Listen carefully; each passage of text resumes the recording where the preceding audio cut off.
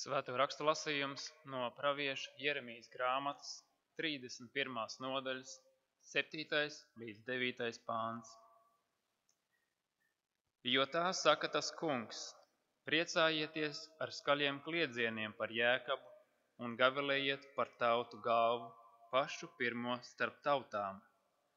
Skandiniet slavas dziesmas un sakiet, izglāb kungs savu tautu, Izraēlu pārpalikumu. Redz, es tos atvedīšu atpakaļ no ziemeļu zemes un sapulcināšu no visiem zemes galiem.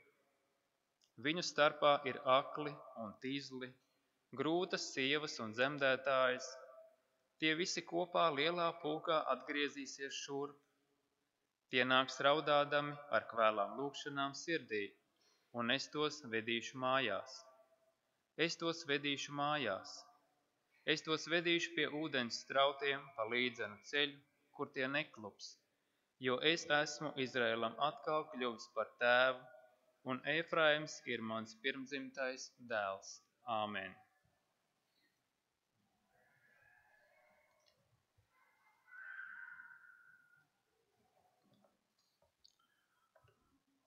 Lasījums no vēstules ebrejiem 7. nodaļas 23. 28. panti. Arī viņi daudz ir kļuvuši par priesteriem, bet nāve tiem neļāva ilgāk palikt. Bet viņiem tāpēc, ka viņš paliek mūžīgi priestera amats ir neiznīcīgs. Tādēļ arī viņš var uz visiem laikiem izglābt tos, kas caur viņu nāk pie Dieva, vienmēr dzīvs būdams, lai tos aizstāvētu. Jo tāds augstais priesteris mums arī pienācās, svēts, bez ļaunuma, neaptraipīts, atšķirts no grēciniekiem un pacelts augstāk par debesīm, kam nevajag, kā tiem augstajiem priesteriem ikdienas upurēt vispirms par saviem, bet pēc tam par tautas grēkiem. Jo to viņš ir izdarījis reizi pa visām reizēm, pats sevi upurēdams. Jo bauslība ieceļ par augstajiem priesteriem cilvēkus ar vājībām, bet zvērsta vārds, kas nāca pēc bauslības, dēlu mūžam pilnīgu. Āmen.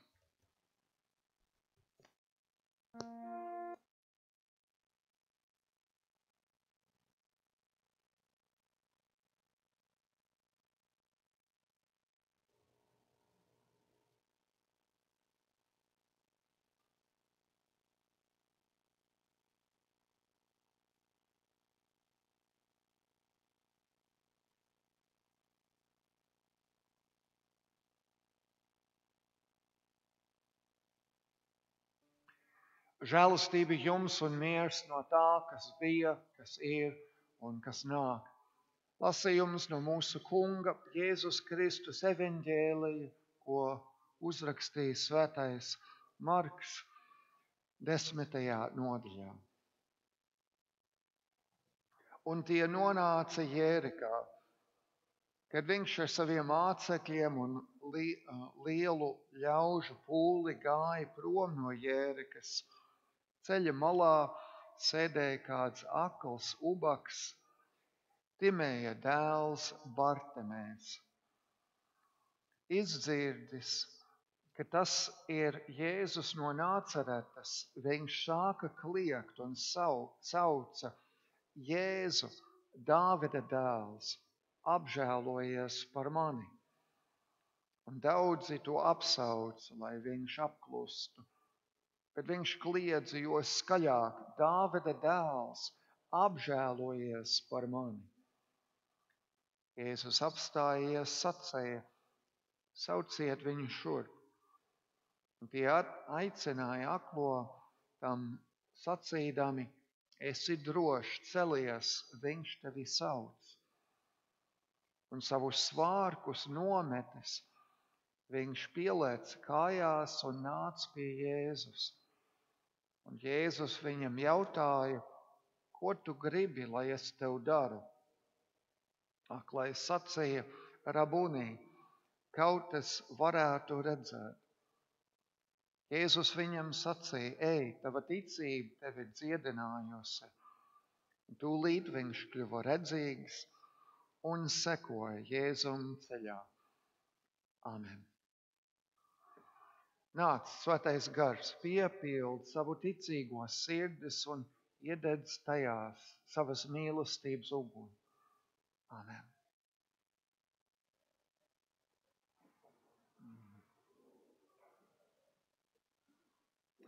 Mūsu ticības tēvs Mārtiņš Luters varbūt ir visslavenākais par to, ka laikā, kad mācība par žēlastību un mācība par darbiem bija sajauktas, viņš sauc baznīcu atpakaļ pie skaidras mācības, ka vienīgi no žēlastības mēs esam pestīti ticībā, ne ar to, ko mēs spējam izdarīt vai izpelnīties.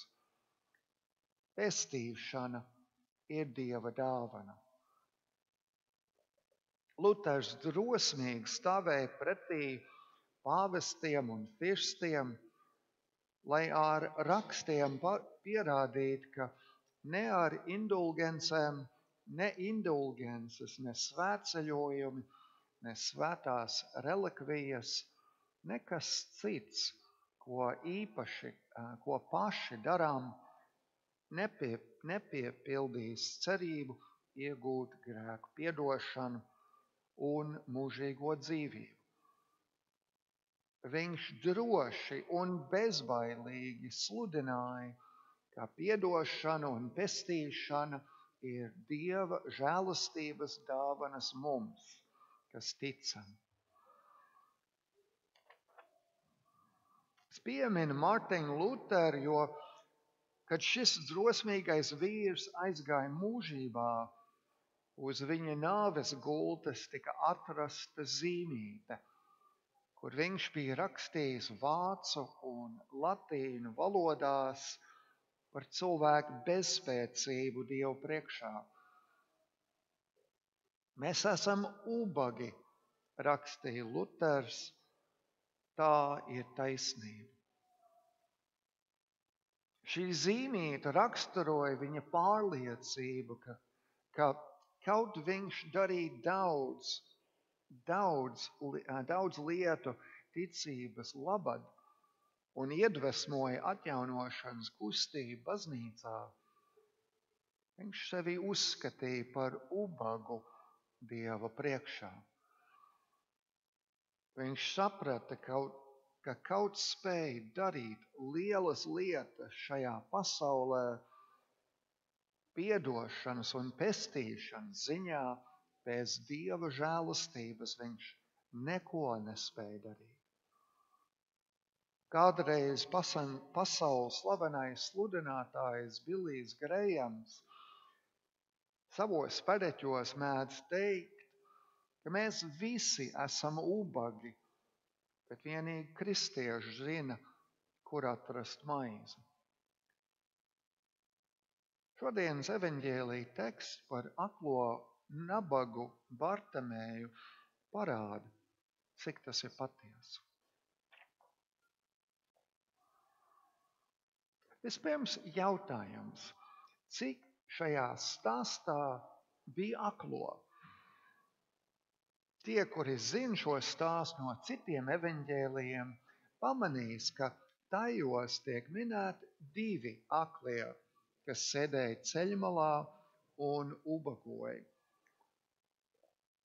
Šeit tiek minēts 1, nevis 2. Varbūt tāpēc, ka viņš bija vienīgais, kas reaģēja uz Jēzus klātbūtni. Bet es gribu piedāvāt, ka bija vairāk nekā 1 vai 2 aklie tajā dienā. Atcerēsimies, kas notika pirms šī notikuma. Jēzus bija pabarojis 4000 vīru ar dažiem maizes klaipiem. Kārtējo reizi Jēzus parādīja savu varu un spēku, apstiprinādams savu identitāti kā Dieva dēls. Farizējus kā parasti tas nepārliecina, Viņi lūdz no Jēzus zīmes no debesīm. Skaidrs, ka viņi bija akli pret patiesību. Bet ieraugiet, kas notiek tālāk. Jēzus ar mācekļiem kāp laivā, un viņš it kā galvu kratīdams saka: sargieties no farizēju rauga. Bet tāpēc, ka mācekļi bija aizmirsuši paņemt līdz sviestmaizītes, viņi pārprata Jēzus teikto par raugu un domāja, ka viņš vaicā, kāpēc viņiem nav pusdienas. Viņi arī bija akli. Vēlāk Pēteris, Dieva apgaismots, pasaka vissvarīgāko apliecību, ko vien cilvēks var sacīt par Jēzu. Tu esi Kristus. Tas ir, tu esi mans pestītājs. Bet tad, kad Jēzus stāsta par savu krustā sišanu, nāvi un augšām celšanos, Pēters, noslīgdams no debesu apgaismības elles tumsībā, pretojās Kristum un parāda, ka viņš arī ir akls. Tad apskaidošanas kalnā Pēters, Jēkabs un Jānis ir pirmie acu liecinieki, kas ieraug Jēzu visā viņa debesu godībā un spožumā. Iedomājieties, redzēt Dievu vaigu vaigā, nemaz nerunājot par Mūzu un Eliju.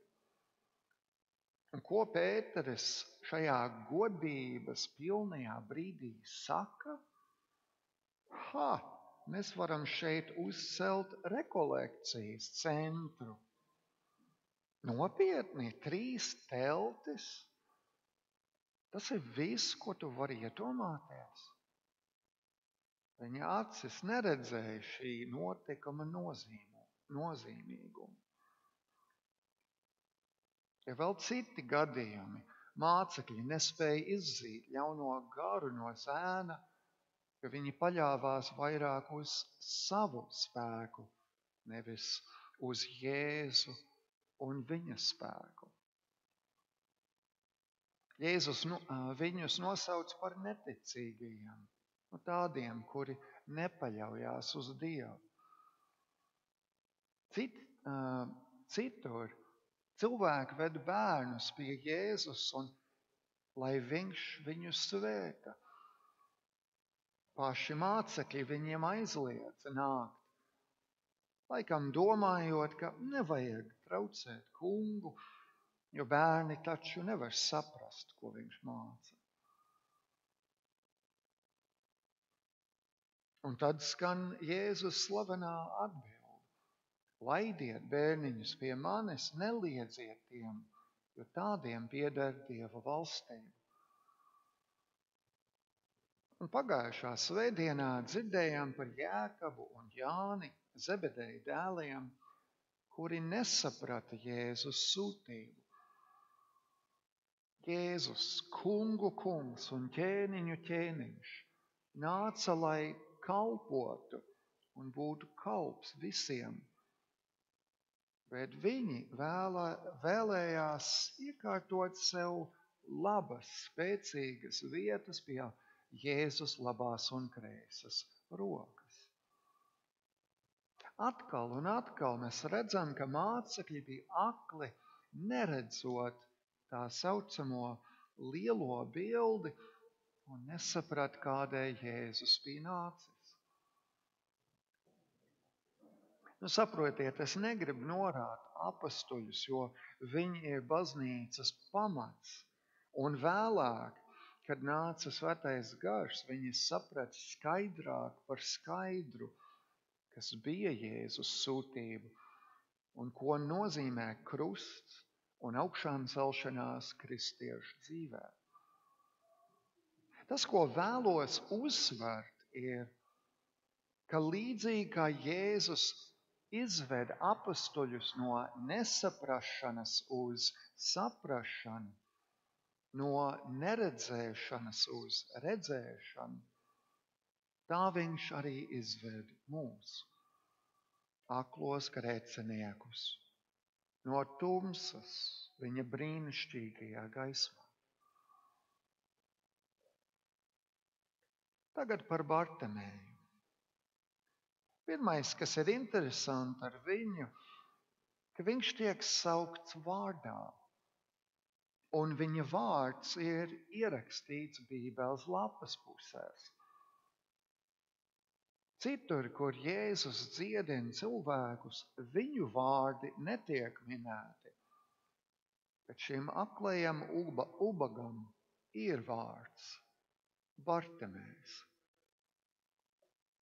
Varbūt Marks, pieminot šo pēdējo brīnumu, ko Jēzus veica pirms savām ciešanām, vēlas rezumēt visas dziedināšanas kopā, sakot, ka Jēzus pazīst mūs, un viņš pazīst mūs visus pēc vārda. Mēs neesam, ej, tu, tur, bet mēs tiekam saukti vārdā, un mūsu vārdi ir ierakstīti dzīvības grāmatā debesīs. Vārds Bartimējs ir divu vārdu salikums. Bar no aramiešu valodas, kas nozīmē dēls, un grieķu vārds Timējs, kas nozīmē godājamais. Tātad godājamais dēls. Tāpēc, ka šīs ir divu valodu vārds, grieķu un aramiešu, daži teologi uzskata, ka varbūt šim vārdam ir simboliska nozīmē, ka divas tautas tiek apvienotas vienā. No vienas puses ebreji, Ābrahama pēcteči pēc miesas, un grieķi, jeb pagāni, no otras, tie, kuri ir Ābrahama pēcteči pēc ticības. Jēzus sekotāji, kā pravietots Bartimēja vārdā, ir no visām tautām, vispirms jūdiem, tad arī grieķiem. Un ievērojiet, ka atkal Jēzus mācekļi bija tie, kuri vēlējās aizkavēt Bartimēju nākšanu pie Kristus. Varētu domāt, ka viņi saka, Jēzum ir svarīgākas lietas, ko darīt Bartimēju. Viņš ir ceļā uz Jeruzalemi, netraucē kungu. Viņi ir tikpat akli kā aklais Bartimējs. Un šeit mēs varam nopietni vaicāt paši sev, cik mēs veicinām un cik mēs aizkavējām kāda cita cilvēka nākšanu pie Jēzus. Es esmu par to runājis jau agrāk citos sprediķos, ka Jēzus apstājās tieši Bartimēja dēļ. Ir simti, ja ne tūkstoši cilvēku, kas seko Jēzum šajā brīdī caur Jērikai, pēdējai pilsētai pirms galamērķa Jeruzalemes. Un šajā milzīgajā, saviļņotajā pūlī Jēzus ir gatavs apstāties viena akla ubaga dēļ. Tas parāda Jēzus žēlsirdīgumu, par ko viņš vēstīja līdzībā par žēlsirdīgo samarieti.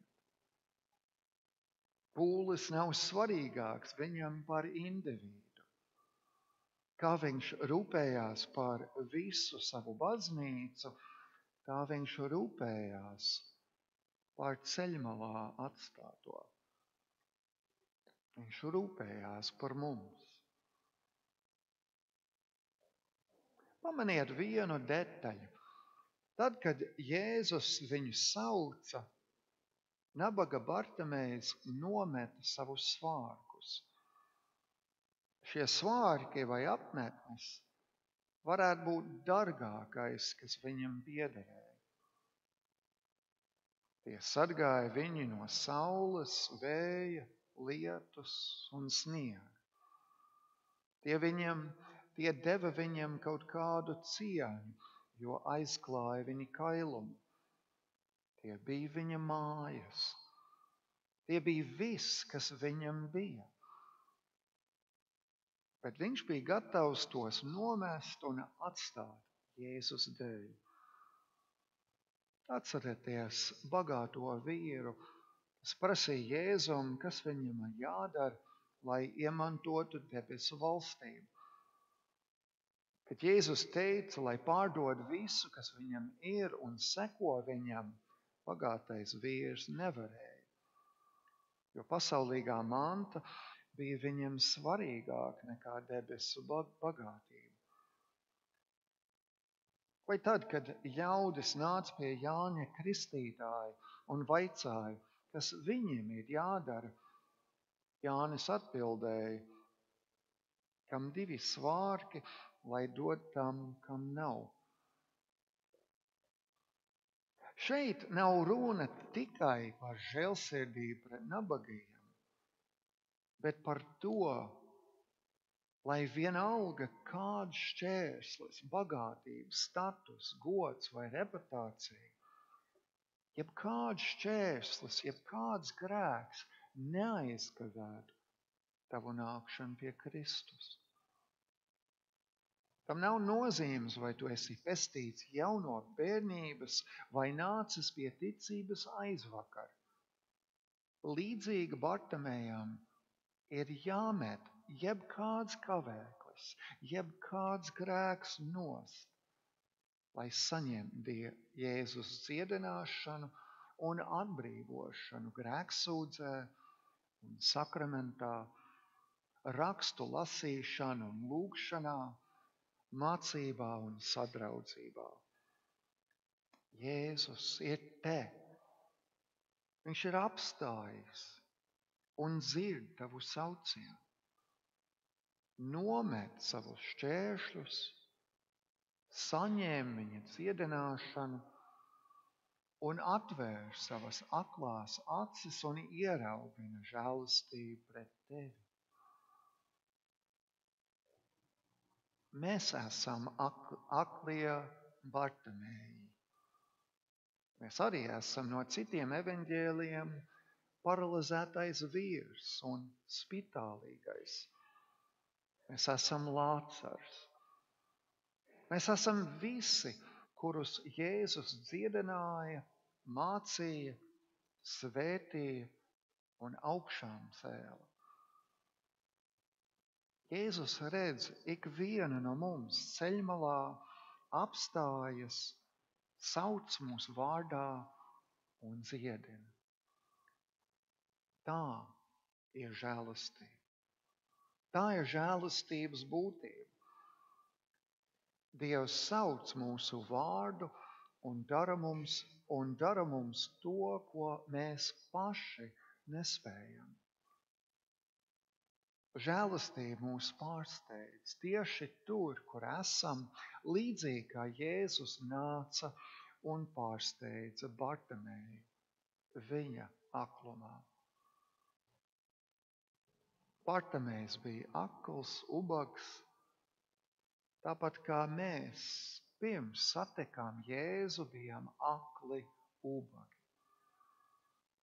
Tad atnāca Jēzus un mūs savā žēlastībā dziedināja. Mārtiņam Luteram un Vilijam Grejam bija taisnība. Mēs esam akli ubagi, bet Jēzus atvēr mūsu acis un parāda, ka viņš dod mums debesu maizi, ka vairs neesam ubagi, bet bagāti viņā. Āmen.